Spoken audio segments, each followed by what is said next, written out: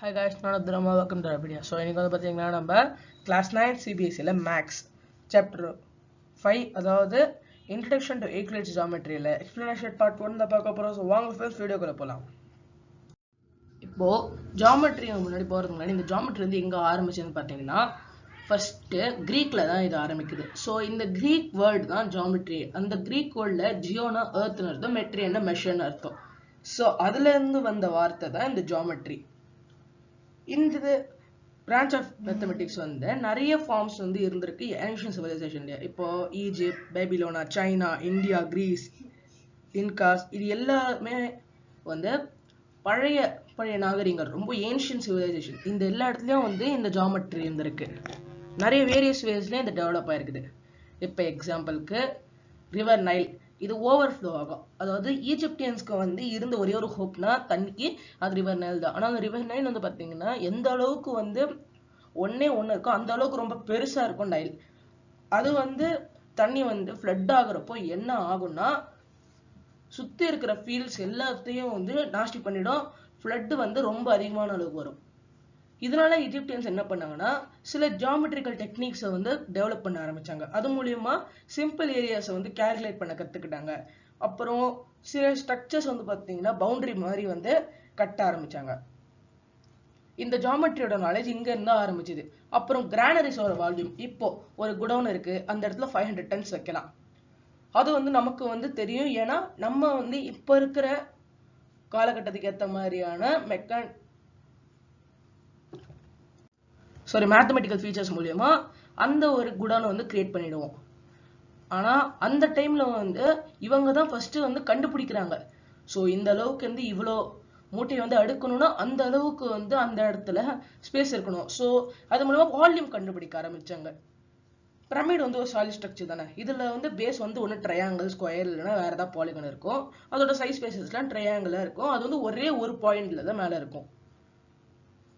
இந்த இந்தியன் சப்கான்டினென்ட்ல ஹரப்பா, மொஹெஞ்சோ-தாரோ எக்ஸ்கவேஷன்ல என்ன தெரிஞ்சிருக்குன்னா இந்த சிட்டில எல்லாம் ஜியோமெட்ரி வந்து யூஸ் பண்ணியிருக்காங்க. இது வந்து ரொம்ப ஹைலி ஆர்கனைஸ்ட் சிட்டியா இருந்திருக்குது. சிட்டியோட மேனர்லாம் வந்து பார்த்தீங்கன்னா ரொம்ப வெல் பிளான்டா இருந்திருக்குது. ரோட்லாம் பேரலா இருந்திருக்குது. அண்டர் கிரவுண்ட் ட்ரைனேஜ் சிஸ்டம் இருந்திருக்குது. ஸோ டிஃப்ரெண்ட் டைப்ல டிஃப்ரெண்ட் வீடுகள் இருந்திருக்குது. This show that the down dwellers were skilled in mensuration and practical arithmetics. இது மூலமா என்ன தெரிய வருதுன்னா இந்த டவுன் டுவெலர்ஸ்லாம் மென்சுரேஷன்லயும் ப்ராக்டிக்கல் அரித்மெட்டிக்லயும் வந்து ரொம்ப ஸ்கில்டா இருந்தாங்க. இந்த பிரிக்ஸ் யூஸ் ஃபார் கன்ஸ்ட்ரக்ஷன், அதாவது இந்த கன்ஸ்ட்ரக்ஷனுக்காக யூஸ் பண்ண பிரிக்ஸ், அதாவது அந்த செங்கல், அந்த யூஸ் பண்ண அந்த பிரிக்ஸ் எல்லாம் கில் ஃபயர்டு, அதாவது ரொம்ப வந்து பார்த்தீங்கன்னா கில் ஃபயர்டுங்க ஒரு டைப் ஆஃப் ஃபயரிங், அதாவது வந்து பார்த்தீங்கன்னா சுட வைக்கிறது. அதை வந்து பார்த்தீங்கன்னா ஒரு டிஃப்ரெண்ட் ஸ்டைலில் செய்வாங்க. ஸோ அதான் கில் ஃபயரிங். அது வந்து ஒரு ரேஷியோல இருந்தது, அதாவது லென்த், பிரெத், திக்னஸ், ஸோ எல்லாமே கரெக்டான ஒரு ரேடியஸ்ல ஒரு ரேஷியோல வச்சு தான் வந்து செஞ்சாங்க. இந்த பிரீக் எவ்வளோ இருந்ததுன்னா 4:2:1, அதாவது லென்த் வந்து 4, அப்புறம் பிரெத் 2, அப்புறம் திக்னஸ் 1. திக்னஸ்னா பார்த்தீங்கன்னா இந்த இடத்துல ஹைட்டை தான் சொல்றாங்க. ஏன்ஷியன்ட் இந்தியாஸ்ல வந்து நிறைய இந்த மாதிரி யூஸ் பண்ணாம என்ன யூஸ் பண்ணியிருக்காங்கன்னு பார்த்தீங்கன்னா அல்தாஸ், அதாவது ஃபயர் பிளேசஸ். ஏதாவது வந்து புதுசா ஒரு ரிச்சுவல் பண்ண போறாங்கன்னா அந்த இடத்துல வந்து ஃபயர் வந்து கொஞ்சம் போடுவாங்க. ஸோ அந்த இடத்த வந்து கன்ஸ்ட்ரக்ஷன் ஆஃப் அல்தார், அதாவது அல்தார்னு சொல்லுவாங்க. அதை தான் வந்து இந்த இடத்துல அவங்க யூஸ் பண்ணியிருக்காங்க. நிறைய ஸ்கொயரா இருக்கட்டும், சர்க்குலரா இருக்கும், அதெல்லாம் ஹவுஸ் ஹோல்ட் ரிச்சுவலுக்காகவும், நிறைய காம்பினேஷன் ஆஃப் ரெக்டாங்கிள், ட்ரையாங்கிள், ட்ரெபீசியம்லாம் பப்ளிக் வர்ஷிப்காகவும் யூஸ் பண்ணியிருக்காங்க. இந்த இடத்துல நிறைய டைப் ஆஃப் ஐசோசெலஸ் ட்ரையாங்கிள் எல்லாம் வந்து கிரியேட் பண்ணியிருக்காங்க. அந்த ஐசோசெலஸ் ட்ரையாங்கிள கிட்டத்தட்ட 43 சப்சிடியரி ட்ரையாங்கிள்ஸ் கிரியேட் ஆயிருக்குது. அப்போ இதோட ஜியோமெட்ரி எந்த அளவுக்கு அக்யூரேட்டா இருக்கணும் நீங்க பார்த்துருக்க வேண்டியதா. இது மூலமா நமக்கு என்ன தெரிய வருதுன்னா ஜியோமெட்ரி வந்து எல்லா இடத்துலயும் இருந்திருக்குது. ஸோ ஒன்று ஓரளவு ஒன்று வந்து பார்த்தீங்கன்னா அது கொஞ்சம் கொஞ்சமாக வந்திருக்குது, இல்லைன்னா பாம் லீஃப் மெசேஜஸ் மூலயமா வந்திருக்குது. ஸோ இந்த இடத்துல இந்த மேக்ஸ் சாப்டர்ல வந்து நிறைய வந்து ஹிஸ்ட்ரி இருக்கும். ஸோ அது எல்லாமே வந்து ரொம்ப இம்பார்ட்டன்ட் கிடையாது. ஏன்னா அதுல இருந்து பார்த்தீங்கன்னா கொஸ்டின் வந்து கண்டிப்பாக வரப்படுது. ஆனால் யூக்ளிட்ஸ் லாங்கிற முக்கியமான விஷயம் இங்க இருக்குது. ஸோ அதை பற்றி கொஞ்சம் நம்ம பார்க்கலாம். இப்போ இந்த பாபிலோனியன்ஸ், எஜிப்டியன்ஸ் தான் ஃபர்ஸ்ட் வந்து ஜியோமெட்ரி யூஸ் பண்ணியிருக்காங்க. ஆனா அவங்க வந்து ஒரு சிஸ்டமேட்டிக் சயின்ஸுக்காக யூஸ் பண்ணல. ஆனா இந்த கிரீக்ல இருந்தவங்க என்ன பண்ணிருக்காங்கன்னா அதுக்கு பின்னாடி இருக்கிற ரீசனை கண்டுபிடிக்க ட்ரை பண்ணிருக்காங்க. ஸோ அதுல தான் வந்து இந்த கிரீக் மெத்தீஷியன் இவன் மேத்தமெட்டிஷியன் இவர் வந்து பேர் என்னன்னா தால்ஸ். இந்த தாலஸ் என்ன பண்றாருன்னா ஒரு பயங்கரமான ஒரு விஷயத்தை கண்டுபிடிக்கிறாரு அந்த டைம்ல. அதாவது ஒரு சர்க்கிள் வந்து அதை டயாமீட்டர்ல வெட்டுறப்போ 2 ஈக்குவல் பார்ட்டா மாறும்னு சொல்றாரு. ஸோ பாக்குறப்போ வந்து பாத்தீங்கன்னா உங்களுக்கு வந்து ரொம்ப சிலியா தெரியும். ஸோ ஒரு சர்க்கிளை டயாமீட்டர்ல வெட்டுறப்போ ரெண்டுமே ஈக்குவல் பார்ட்ல தானே இருக்கும். இது என்ன பெரிய விஷயம்னு பாத்தீங்கன்னா அந்த டைம்ல அது வந்து மிகப்பெரிய ஒரு கண்டுபிடிப்புன்னு சொல்லலாம்.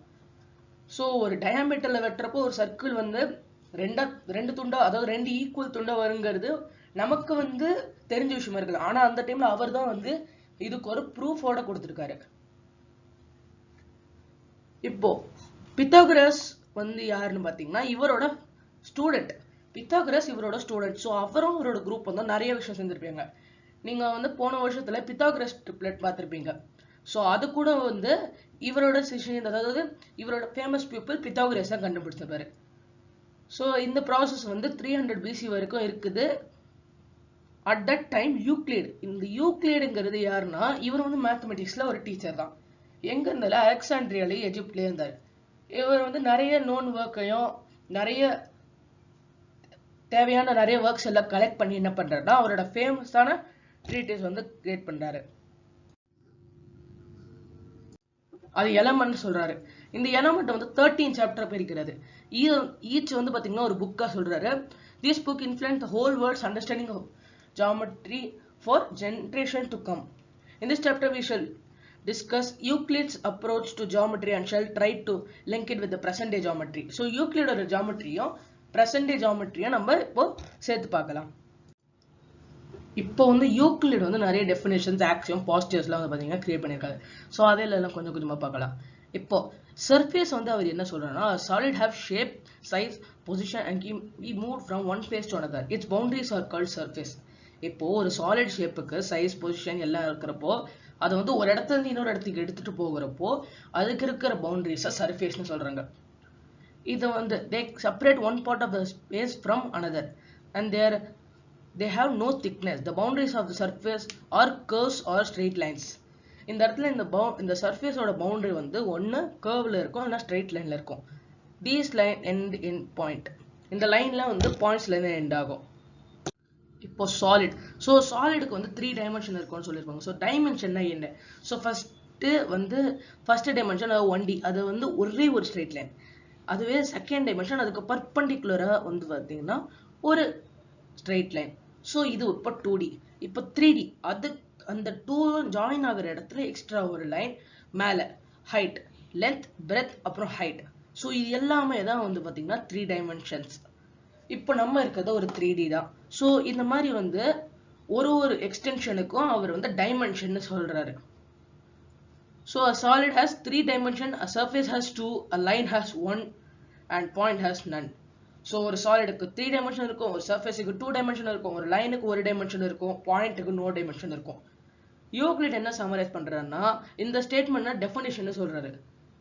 ஸோ கிட்டத்தட்ட புக் 1 ஆஃப் த எலிமெண்ட்ஸ்ல கிட்டத்தட்ட 23 டெஃபினிஷன் வந்து ஒரு லிஸ்ட் பண்ணியிருக்காரு. So first a point is that which has no part. So பாயிண்ட்டுக்கு வந்து எதுவுமே இருக்காது, அது ஜஸ்ட் ஒரு பாயிண்ட். அந்த பாயிண்ட்டுக்குன்னு எந்த ஒரு ஸ்பேஸுமே இருக்காது, அதுக்கு வந்து பார்த்தீங்கன்னா எந்த ஒரு வேல்யூவும் இருக்காது, அது ஒரு பாயிண்ட். அதுக்கு எந்த ஒரு பார்ட்டுமே இருக்காது. a line is breathless length. ஒரு லைன்னா பிரெத் இல்லாத ஒரு length. ends of a line or point. So line ஒரு எண்ட் வந்து பார்த்தீங்கன்னா கண்டிப்பாக பாயிண்டாக தான் இருக்கும். ஒரு ஸ்ட்ரெயிட் லைன் வந்து எப்போனா lies evenly with the point on it self. அதுக்குள்ள இருக்கிற பாயிண்ட் வந்து ஈவனாக லை ஆகிறப்போ அது வந்து ஒரு ஸ்ட்ரெயிட் லைன் சொல்லலாம். ஸோ இப்போ வந்து ஒரு ஸ்ட்ரெயிட் லைன் இருக்குது. ஸோ நீங்கள் வந்து பார்க்கலாம், இப்போ ஒரு ஸ்ட்ரெயிட் லைன் இருக்குது. இப்போ இது ஸ்ட்ரெயிட் லைன் இல்லை, ஆனால் ஒரு ஸ்ட்ரெயிட் லைன் நினச்சிக்கோங்க. இப்போ இந்த இடத்துல வந்து பார்த்தீங்கன்னா ஸ்பெசிஃபிக்காக நிறைய பாயிண்ட்ஸ் இருக்குது, எல்லாமே வந்து ஈவனா வந்து டிஸ்ட்ரிபியூட் ஆயிருக்கிறப்போ இது ஒரு ஸ்ட்ரெயிட் லைன். ஸோ இப்போ பார்க்குறப்போ surface is that which has length and breadth only. So ஒரு சர்ஃபேஸ்னா அதில் லென்த்தும் பிரெத்தும் மட்டும்தான் இருக்கும். ஸோ ஒரு சர்ஃபேஸ்னா அதில் வந்து லென்த் அப்புறம் ஒரு பிரெத், அது தவிர வந்து பார்த்தீங்கன்னா வேற எதுவுமே இருக்காது. இப்போ the edges of a surface are lines. இப்போ வந்து பார்த்தீங்கன்னா ஒரு கியூப் இருக்குது. ஸோ அந்த கியூப்ல வந்து பார்த்தீங்கன்னா எட்ஜஸ் வந்து கண்டிப்பா இருக்கும். அந்த எட்ஜஸ் வந்து அதாவது இப்போ இந்த இடத்துல ஒரு கியூப் இருக்குது. ஸோ அந்த கியூபோட எட்ஜஸ் அதாவது இது ஸோ இந்த எட்ஜஸ் எல்லாமே வந்து பார்த்தீங்கன்னா கண்டிப்பாக ஸ்ட்ரெயிட் லைனாக தான் இருக்கும். A plane surface is a surface which lies evenly with the straight line on itself. So ஒரு பிளேன் சர்ஃபேஸ்னா ஸ்ட்ரெயிட் லைன்ஸ் இருக்கும். ஸோ இது ஸ்ட்ரெயிட் லைன் இல்லை தான், ஆனால் ஒரு ஸ்ட்ரெயிட் லைன் அடிச்சுக்கோங்க.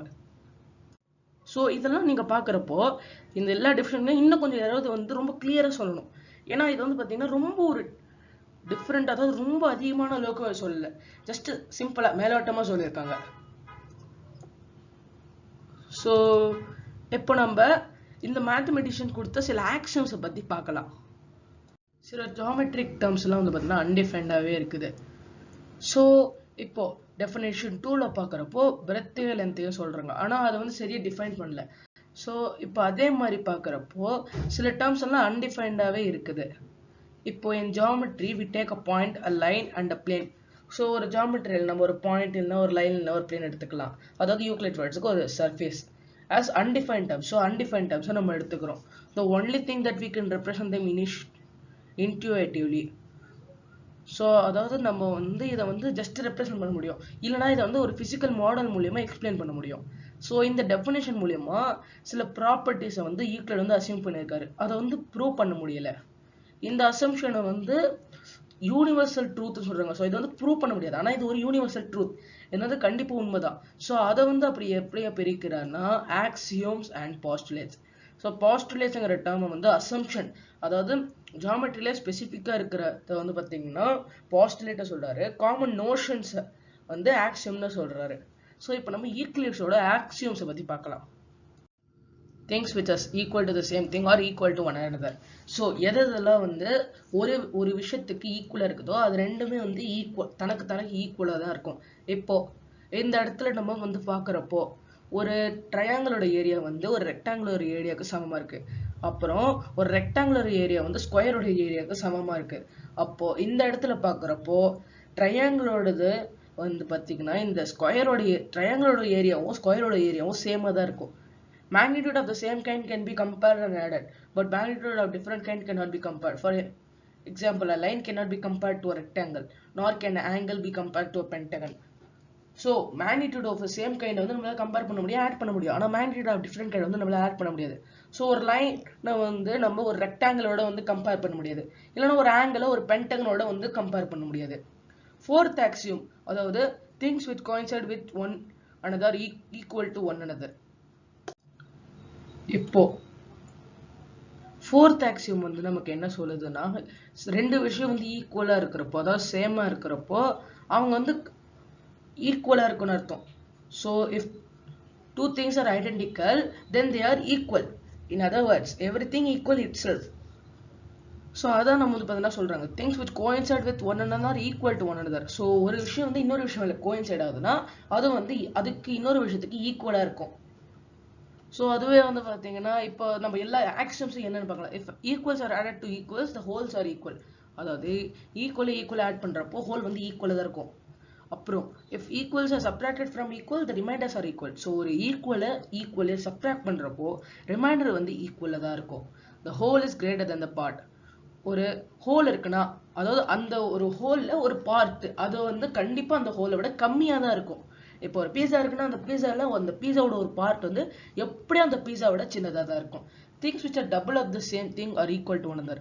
ஸோ ஒரு விஷயத்தோட டபுள் வந்து இன்னொரு விஷயத்துக்கு வந்து ஈக்குவலாக இருக்கும். Things which are halves of the same thing are equal to one other. So ஒரு விஷயத்தோட ஹாஃப் வந்து அதுக்கு ஈக்குவலாக தான் இருக்கும்.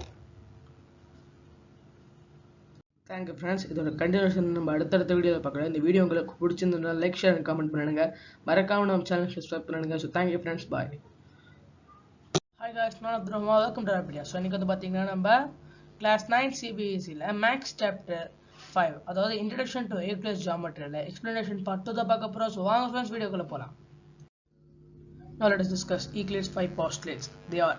So இப்போ நம்ம யூக்ளிட்ஸோட 5 postulates பற்றி பார்க்கலாம். இப்போ postulate 1, a straight line may be drawn from any one point to any other point. So ரெண்டு பாயிண்ட் இருக்குன்னா எந்த ஒரு ரெண்டு பாயிண்ட்டுக்கும் நடுவில் வந்து ஒரு ஸ்ட்ரெயிட் லைன் வந்து நம்மளால ட்ரா பண்ண முடியும் அப்படின்னு சொல்றாரு. ஸோ இந்த பாஸ்டுலேட் வந்து என்ன சொல்றாருன்னா அட்லீஸ்ட் ஒரு லைனாவது இந்த ரெண்டு டிஸ்டிங்க்ட் பாயிண்ட் வந்து போக முடியும் சொல்றாரு. But it does not say that there can not be more than one such line. ஆனால் இந்த இடத்துல என்ன சொல்றதுன்னா இந்த மாதிரி ஒரு லைனுக்கு மேல இருக்க கூடாதுன்னு வந்து பாத்தீங்கன்னா இந்த இடத்துல சொல்லல. However, in his work, Euclid has frequently assumed, without mentioning, that there is a unique line joining two distinct points. We state the result in a form of an axiom as follows. So, Euclid வந்து அவரோட ஆக்சியம்ஸ்ல நிறைய வந்து பாத்தீங்கன்னா இவரோட ஒர்க்ல எல்லாம் frequently assume பண்றாரு. So அதுக்காக வந்து பாத்தீங்கன்னா நிறைய ஆக்சியம் வந்து இவர் எழுதியிருக்காரு. ஸோ அதாவது axiom 5.1, given two distinct points there is a unique line that passes through them. அதாவது ரெண்டு பாயிண்ட் இருக்குன்னா அந்த ரெண்டு பாயிண்ட்டுக்கு நடுவுல ஒரே ஒரு லைன் மட்டும் தான் போக முடியும். இப்போ இந்த இடத்துல நீங்க பார்க்கலாம் P and Q இருக்குது. ஸோ நீங்க பாத்தீங்கன்னா P and Q. இப்போ P ல இருந்து Q ல இருந்து நிறைய லைன்ஸ் வந்து ஒரிஜினேட் ஆகுது. அதாவது அந்த பாயிண்ட்ல நிறைய லைன் வந்து படுது. ஆனா இந்த இடத்துல பாக்குறப்போ எந்த லைனுமே வந்து P-ஐயும் Q-ஐயும் தொடர்றது ஒரே ஒரு லைன் மட்டும் தான் இருக்குது. அதாவது ரெண்டு லைன், ஒரு லைன் மட்டும் தான் பாத்தீங்கன்னா, அதாவது இந்த லைன் மட்டும் தான் வந்து பாத்தீங்கன்னா P-யும் Q-யும் தொடுது. வேற எந்த லைன் பாத்தீங்கன்னாலும் வெறும் P தொடுது இல்லைன்னா Q தொடுது. How many line passing through P also pass through Q? Only one. That is the line PQ. How many line passing through Q also pass through P? Only one. That is PQ. The statement above is self-evident and also taken in axiom. So பார்க்கறப்போ ரெண்டு line வந்து P-ஐயும் cross பண்ணி Q-ஐயும் cross பண்ணதுன்னா அது PQ தான். அதுவே எந்த ஒரு line Q-ஐயும் cross பண்ணி P-ஐயும் கிராஸ் பண்ணதுன்னா அதுவும் PQ தான். ஸோ இந்த இடத்துல இது வந்து ஒரு செல்ஃப் எவிடென்டா சரி, இது ஒரு ஆக்சியம் எடுத்துக்கிறாங்க. Postulate 2. இப்போ ஒரு டெர்மினேட் லைனை நம்மளால இன்டெஃபினிட்லி ப்ரொடியூஸ் பண்ண முடியும். ஸோ ஒரு டெர்மினேட்டட் லைன்னா எதுவுமே கிடையாது, நம்ம இப்போ யூஸ் பண்ற லைன் செக்மெண்ட்ங்கிற டேர்ம் தான் அப்போ அவர் டெர்மினேட்டட் லைனை சொல்றாரு.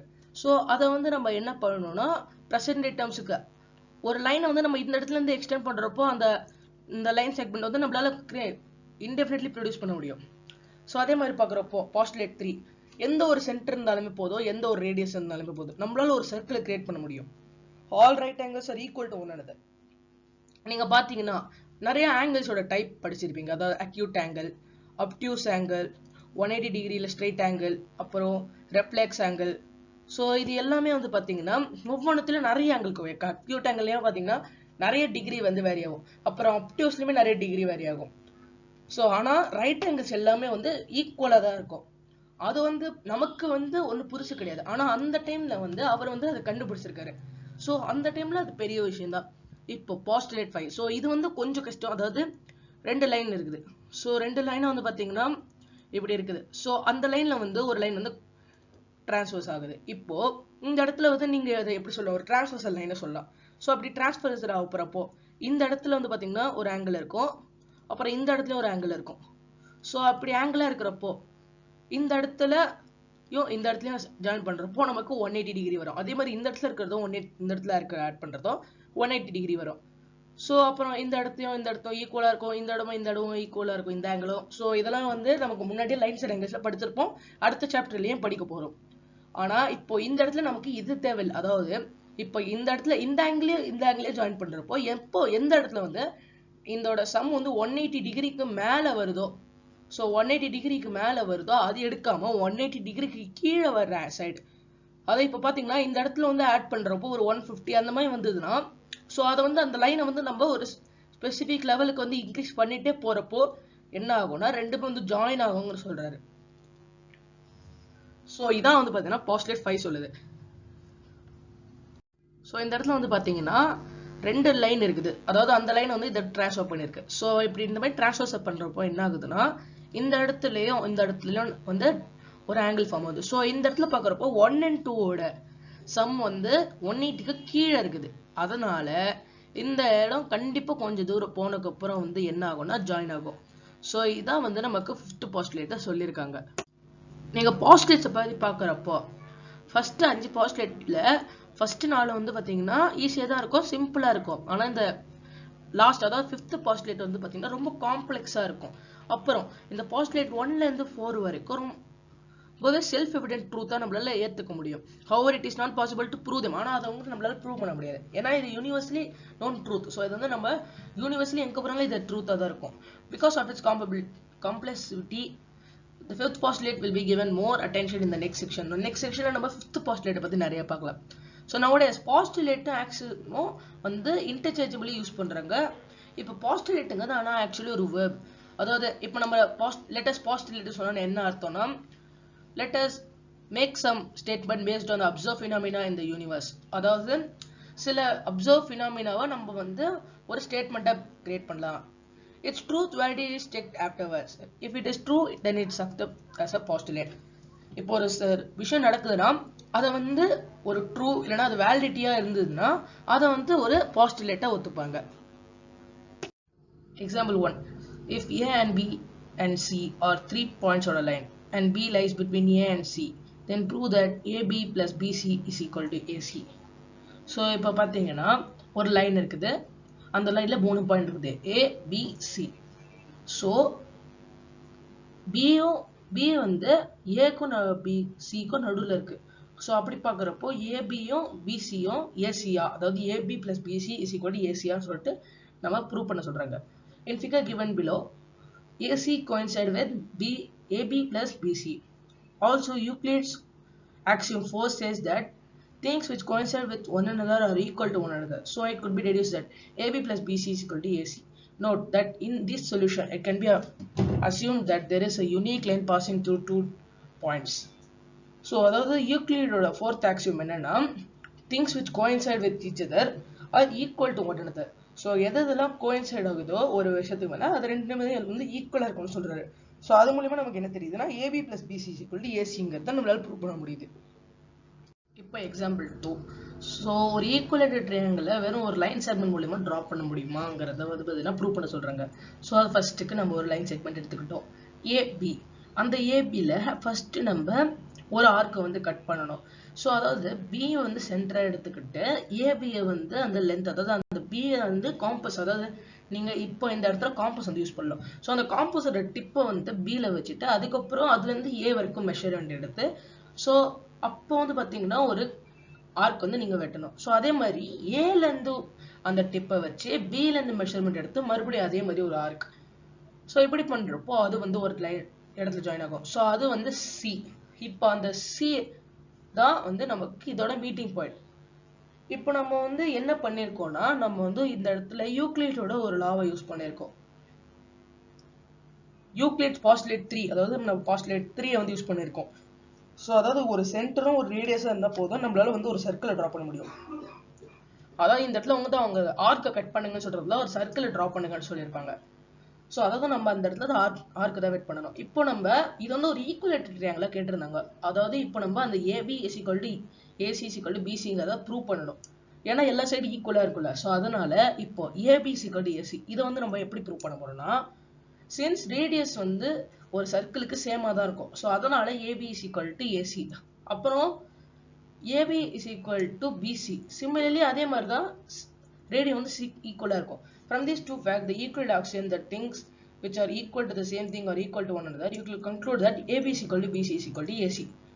So Euclid's இன்னொரு axiom என்னன்னா things which are equal to the same thing are equal to another. So அப்படி பார்க்கறப்போ AB is equal to BC is equal to AC. So triangle ABC is an equilateral triangle. So இப்போ வந்து நம்ம அந்த postulates-யும் axioms-யும் வச்சு ஒரு equilateral triangle-ஐ construct பண்ணிட்டோம். Theorem 5.1. Two distinct lines can not have more than one point in common. So ரெண்டு distinct points-ஆல ஒரு common point மேல வைக்க முடியாது. இப்போ proof. Here we are given with two lines L and M.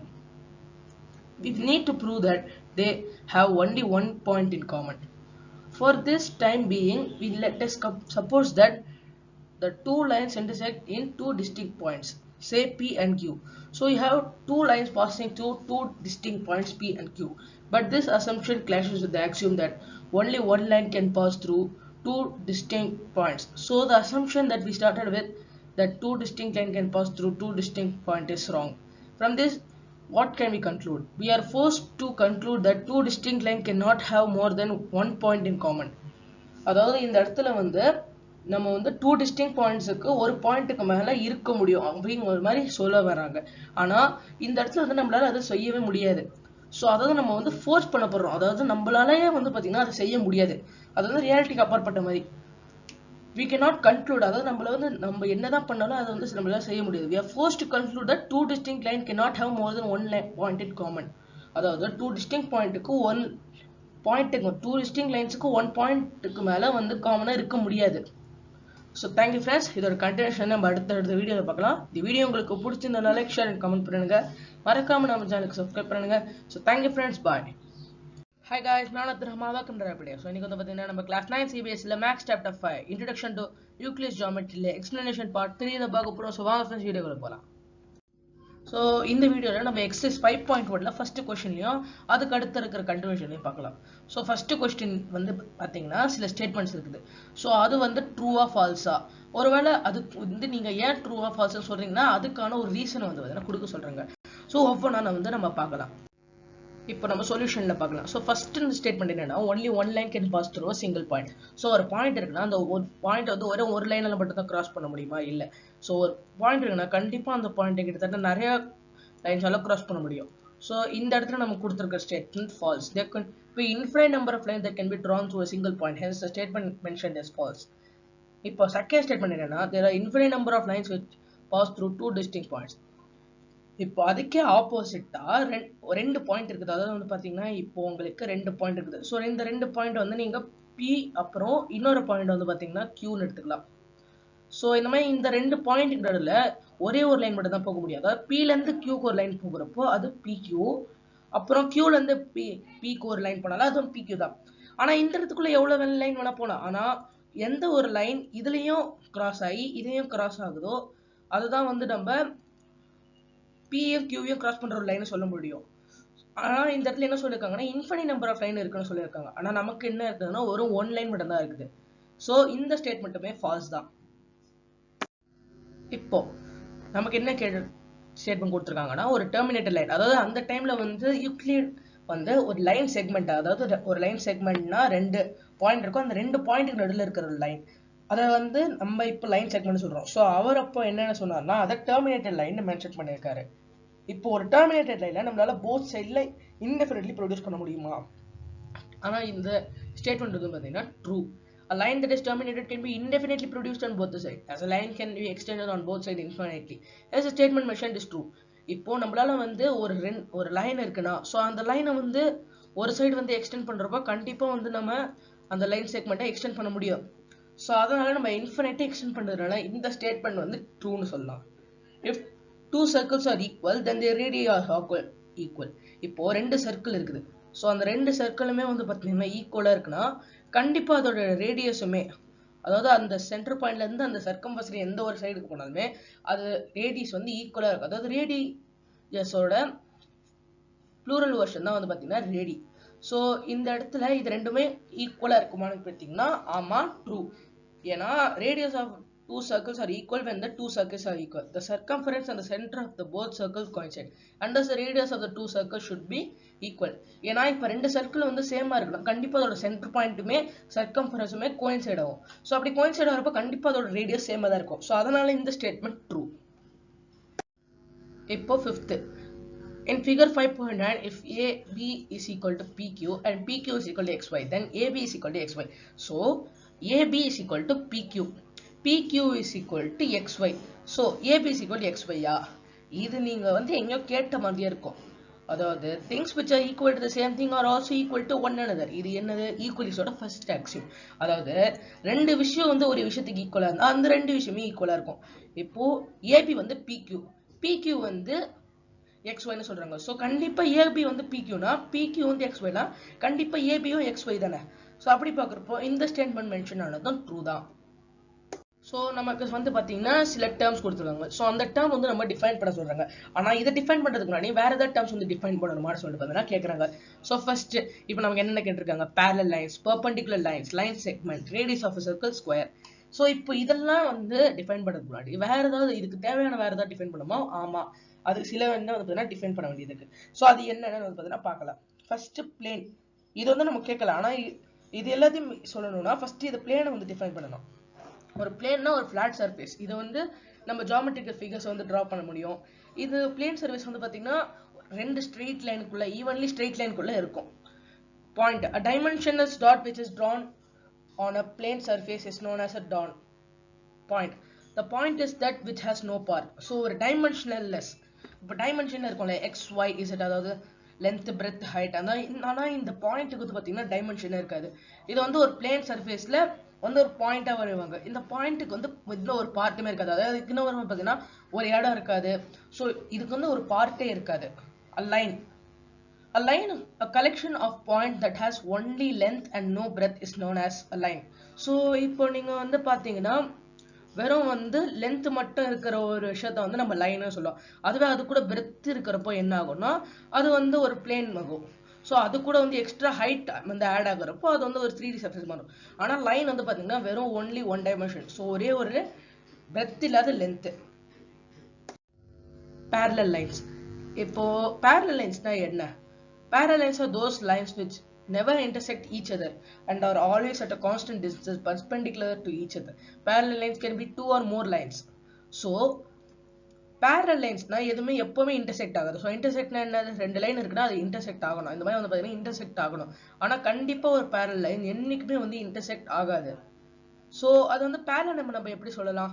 ரெண்டுத்துக்குமே நடுவுமே எப்பவுமே ஒரு கான்ஸ்டன்டான டிஸ்டன்ஸ் இருக்கும். ஸோ இது ஒரு லைன்னா அதே மாதிரி இங்கே ஒரு லைன் இருக்கும். ஸோ இது வந்து ரெண்டு லைன் மட்டும் தான் இருக்கணும்னு அவசியம் இல்லை. இன்னொரு லைன் கூட இருக்கலாம்.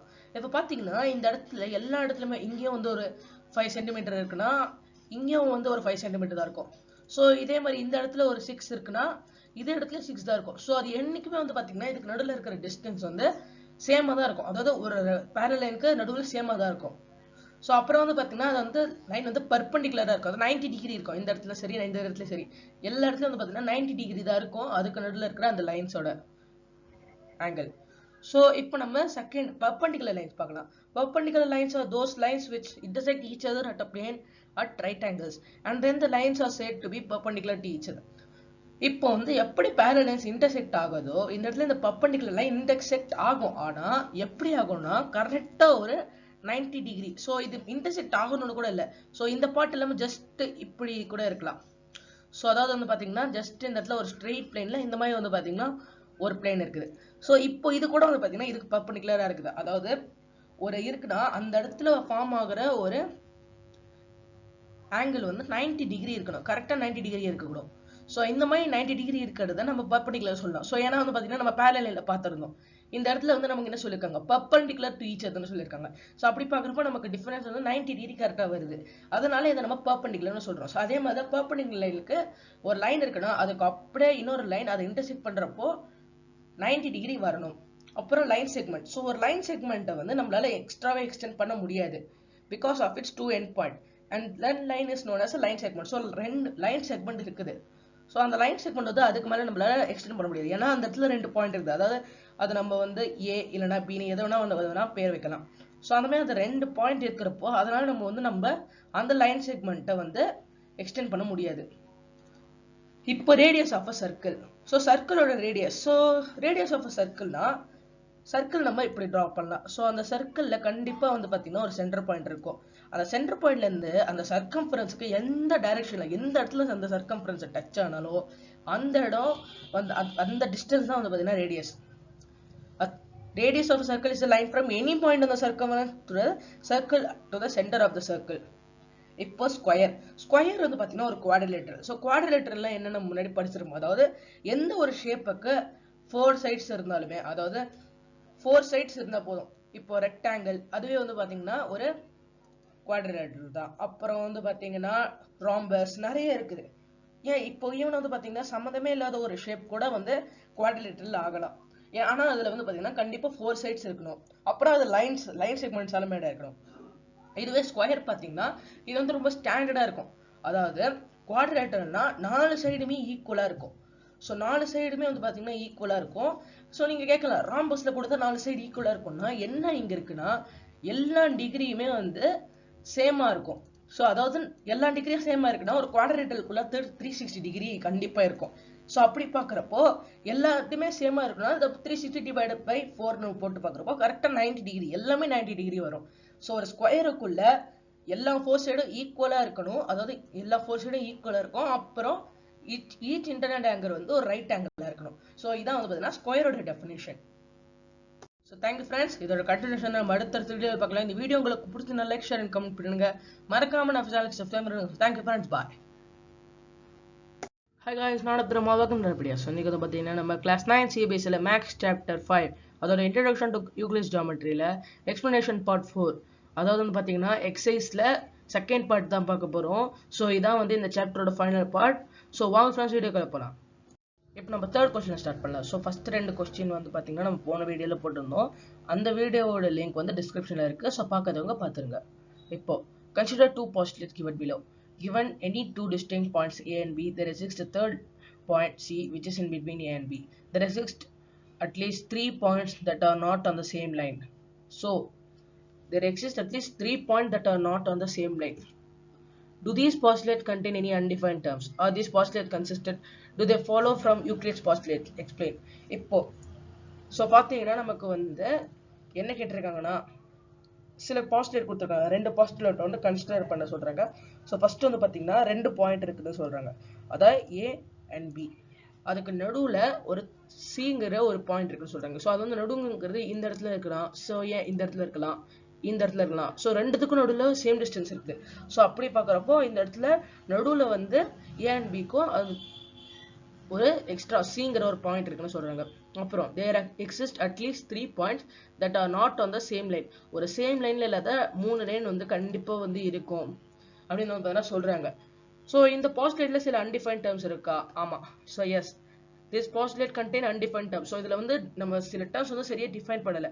Undefined terms in the postulates are there are many points that tie in a plane. So ஒரு லைன் வந்து நிறைய ஒரு பிளேன்ல வந்து பாத்தீங்கன்னா நிறைய லைன் இருக்கும். But in the postulate given here, the position of point C is not given as to whether it lies on the same line segment joining AB or not.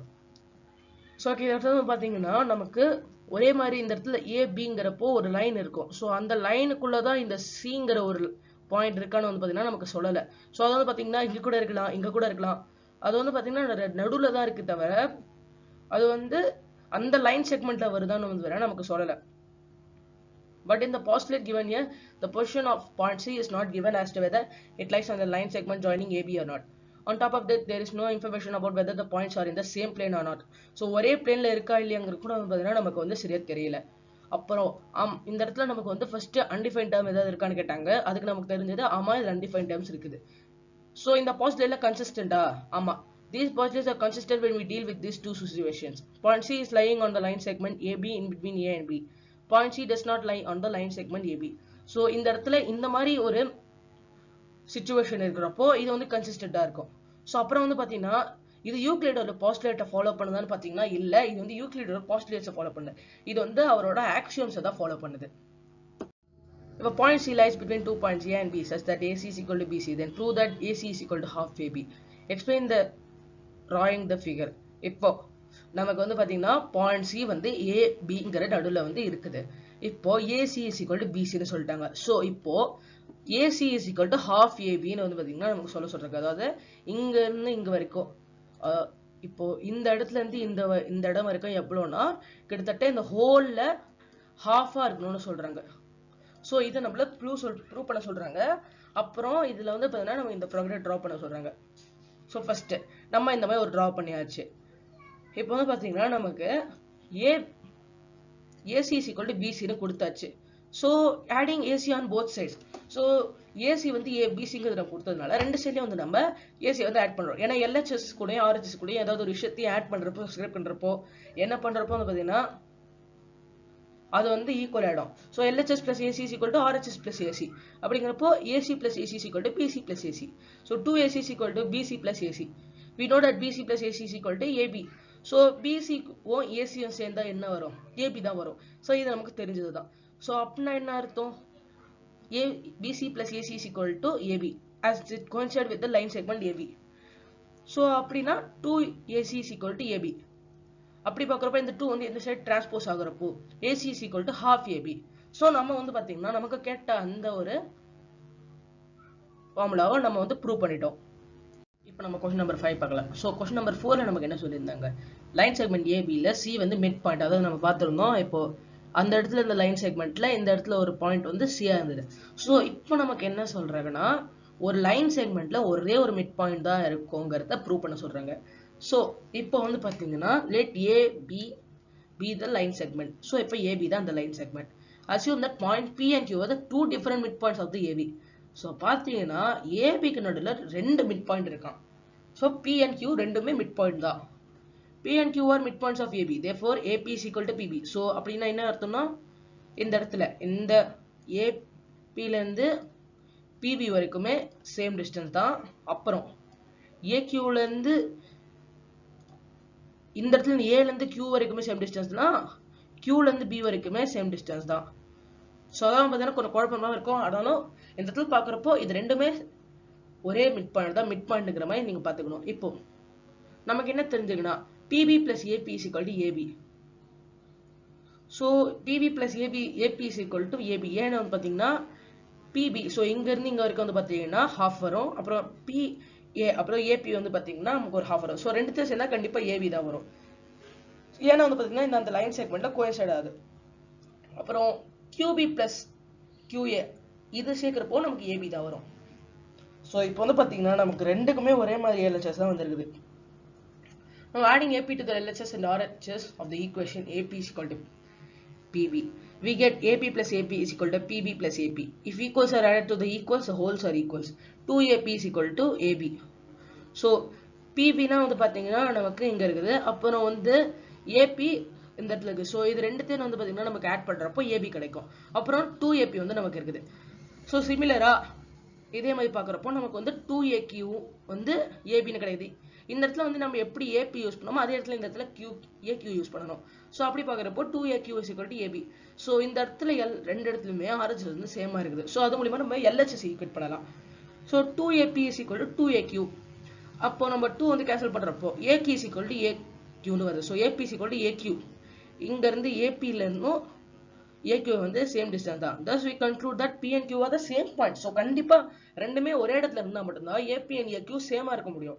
So இது ரெண்டுமே ஒரே இடத்துல தான் இருக்குது. ஒரு லைனுக்கு ரெண்டு மிட் பாயிண்ட் இருக்க முடியாது, ஒரே ஒரு மிட் பாயிண்ட் தான் இருக்க முடியும். ஹென்ஸ் ப்ரூவ் பண்ணிட்டோம். இப்போ நம்ம 6th क्वेश्चन போலாம். ஸோ அதாவது AC is equal to BD, அப்புறம் ABயும் CDயும் ஈக்குவல்னு சொல்லியிருக்காங்க. ஸோ இப்போ நமக்கு வந்து இதை வந்து ப்ரூவ் பண்ணணும். அதாவது இந்த ABயும் CDயும் ஈக்குவல்ங்கிறது நம்ம தான் ப்ரூவ் பண்ணணும். நமக்கு வந்து AC is equal to BDங்கிறத கொடுத்துருக்காங்க. ஸோ அப்படி பார்க்குறப்போ from the given figure we get AC is equal to AB plus BC.